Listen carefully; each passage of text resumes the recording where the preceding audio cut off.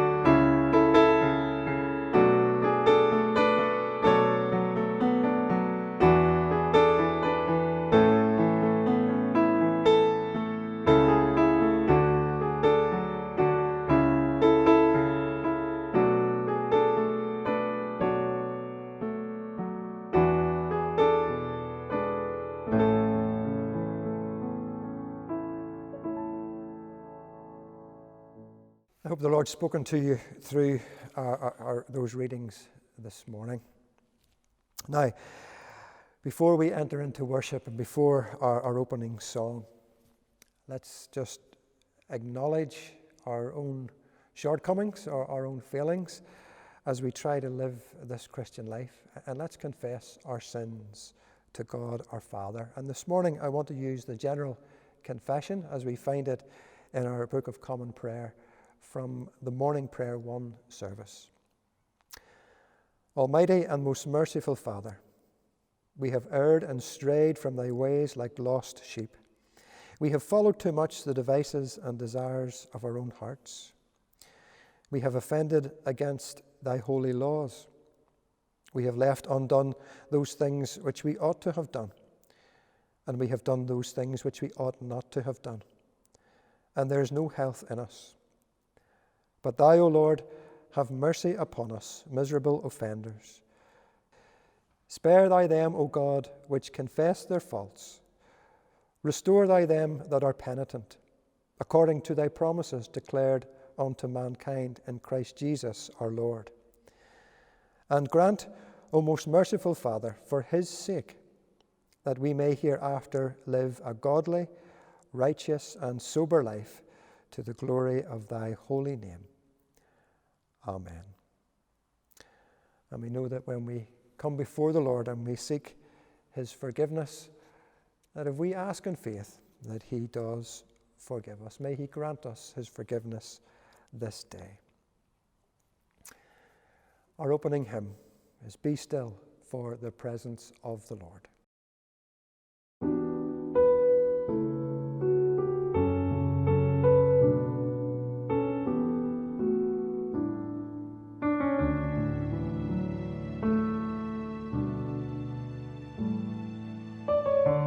Be still for the presence of the Lord, the Holy One is here.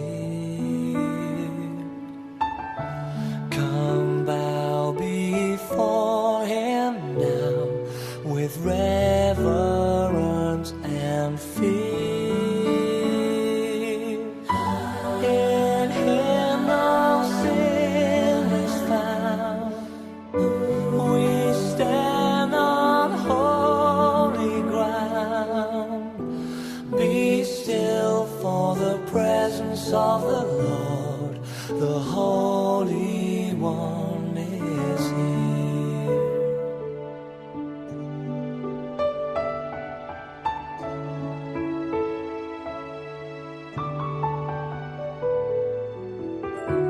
Be still, for the glory of the Lord is shining all around.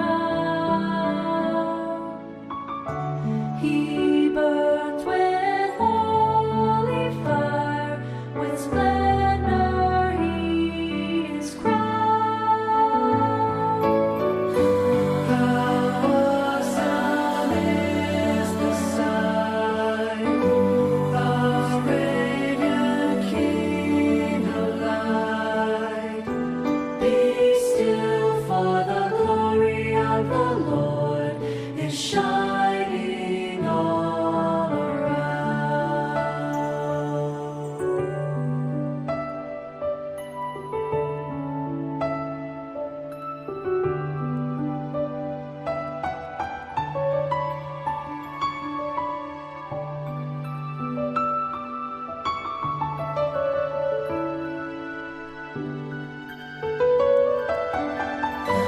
No word too hard for him. In faith receive from him. Be still, for the power of the Lord is moving in this place.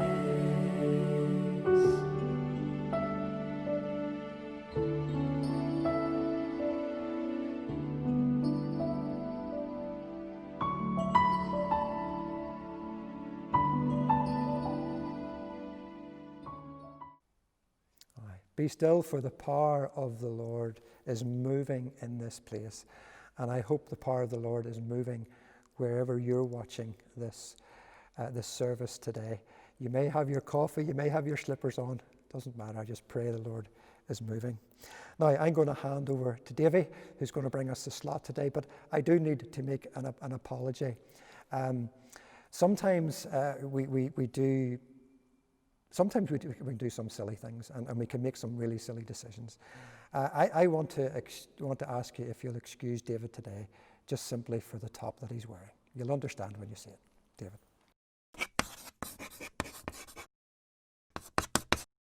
Hi everyone, hope you're well and staying safe. Welcome to the slot. I've been thinking about a couple of things that have happened since the last time I was on the slot, and I've got two big clues in front of me. The first one is here, which is Liverpool winning the Premier League, and the second thing is, big thing that happened in the O'Neill household, is that we've had an addition. So I want you all to meet Willow, who is our golden retriever pup, and we've had her for about 10 weeks. I'm going to have to let her go because Martina's making pancakes in the kitchen and it's driving her absolutely daft. So let me just let her go.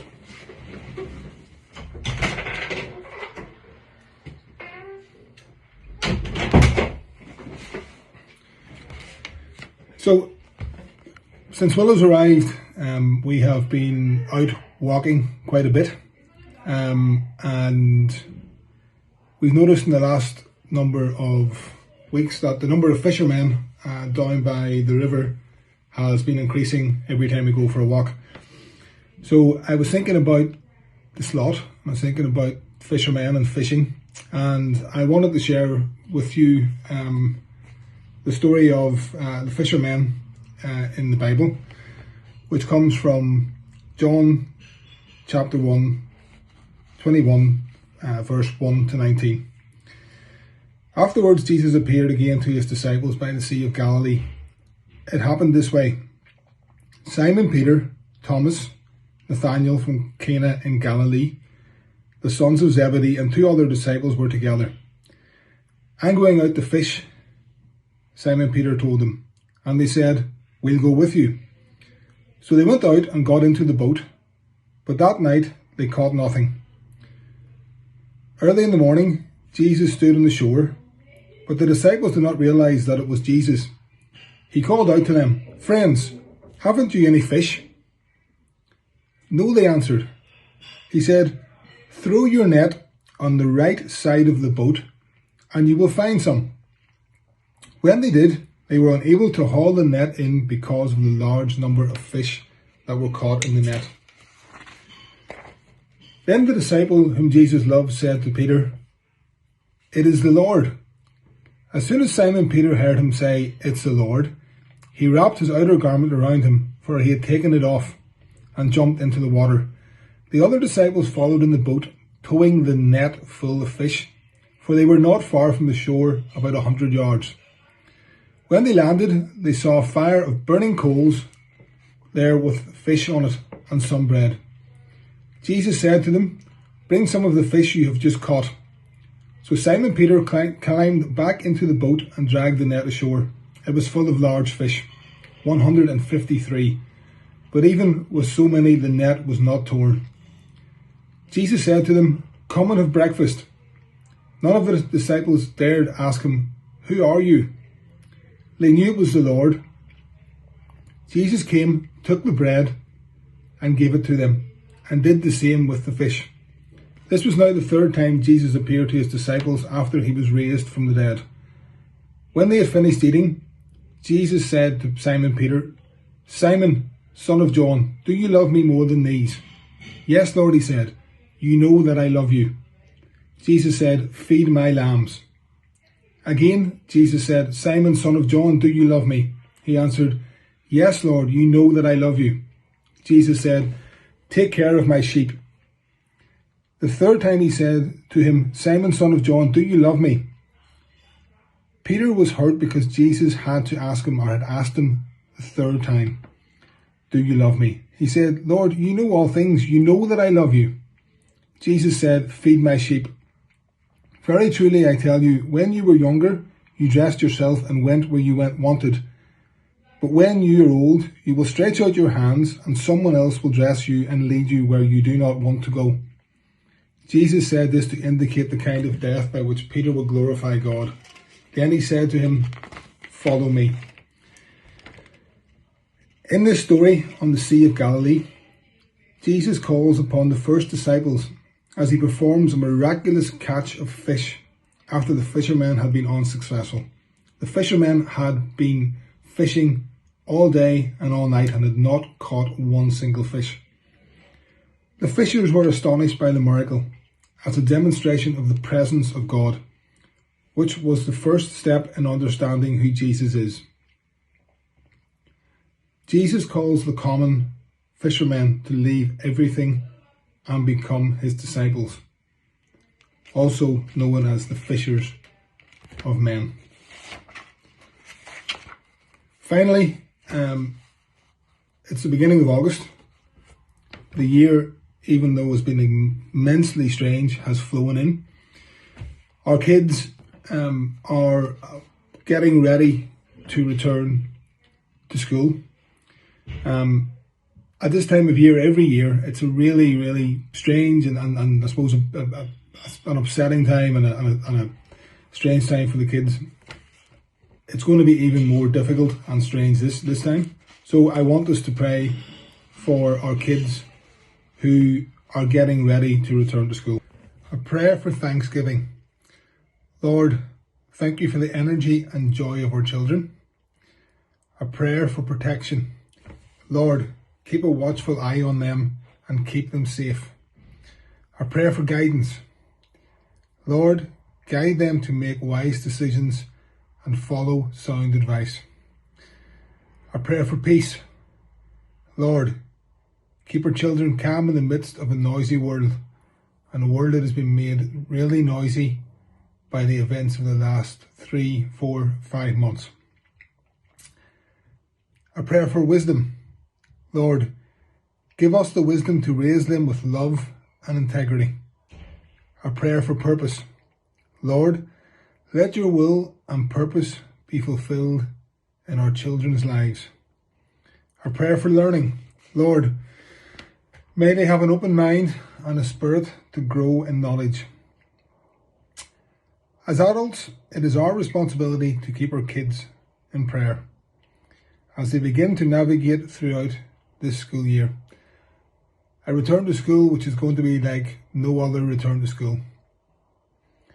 Let's also pray for their teachers, assistant teachers, and administrators who will help guide them upon this path. Lord, we pray as kids return back to school that they will grow in knowledge, continue to expand their curiosity, and will remain safe in your arms. Thank you. And good luck, guys. Take care, kids. Have a good return to school, and we'll see you soon. Bye.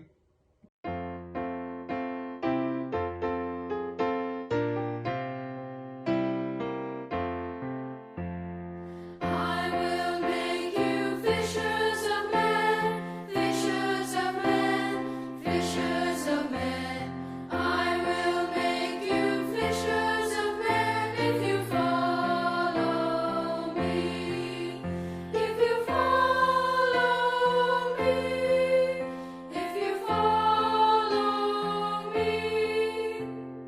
I will make you fishers of men if you follow me. Hear Christ calling, come unto me, come unto me, come unto me. Hear Christ calling, come unto me. I will give you rest. I will give you rest. I will give you rest. Hear Christ calling, come unto me. I will give you rest. My thanks to Davy for bringing us that message. I want to encourage everyone and thank everyone who does bring us the slot messages week in and week out. I'm so grateful for your ministry with our children and young people and with the adults as well, let's face it. Now it's time for our first reading, and I'm going to hand over to Robert, who's going to read for us. First reading is from the book of Samuel. One day Jonathan, son of Saul, said to his young armor-bearer, "Come, let us go to the Philistine outpost on the other side." But he did not tell his father.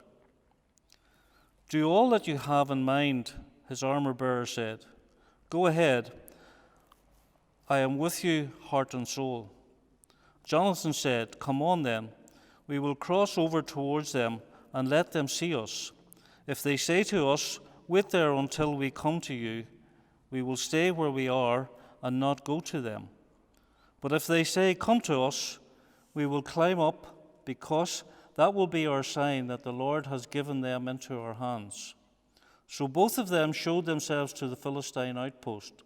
"Look," said the Philistines, "the Hebrews are calling out of the holes they are hiding in." The men of the outpost shouted to Jonathan and his armor-bearer, "Come up to us, and we'll teach you a lesson." So Jonathan said to his armor-bearer, "Climb up after me. The Lord has given them into the hands of Israel." Jonathan climbed up, using his hands and feet, with his armor-bearer right behind him. The Philistines fell before Jonathan, and his armor-bearer followed and killed behind him. In the first attack, Jonathan and his armor-bearer killed some 20 men in an area of about half an acre. This is the word of the Lord. Thanks be to God. My thanks to Robert for bringing us the first reading. Robert will be bringing us the second reading as well shortly. But before that happens, let's engage in worship again as we sing together. You are my strength when I am weak. You are my all in all.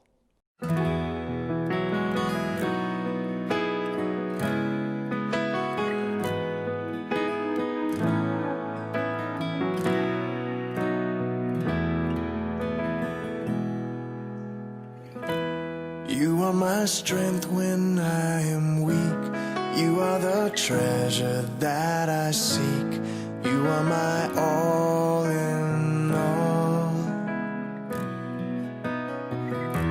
Seeking you as a precious jewel. Lord, to give up, I'd be a fool. You are my all in all. Jesus, Lamb of God, worthy is your name. Jesus, Lamb of God, worthy is your name. Taking my sin, my cross, my shame, rising again, I bless your name.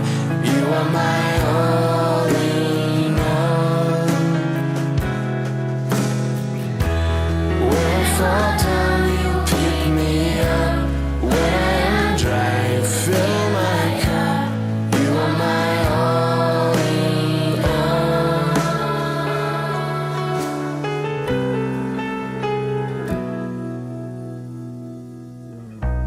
Jesus,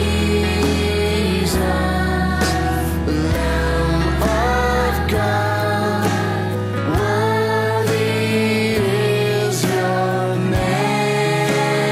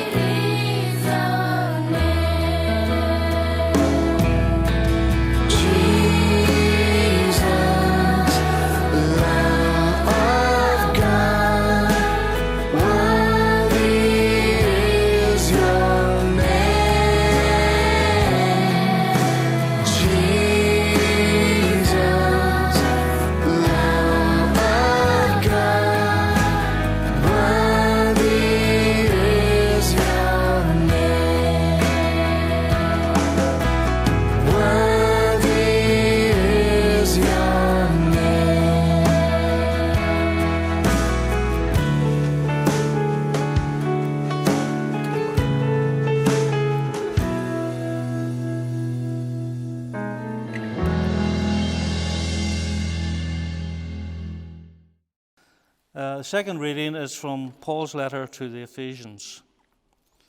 For this reason I kneel before the Father, from whom every family in heaven and on earth derives its name. I pray that out of this glorious riches he may strengthen you with power through his Spirit in your inner being, so that Christ may dwell in your hearts through faith.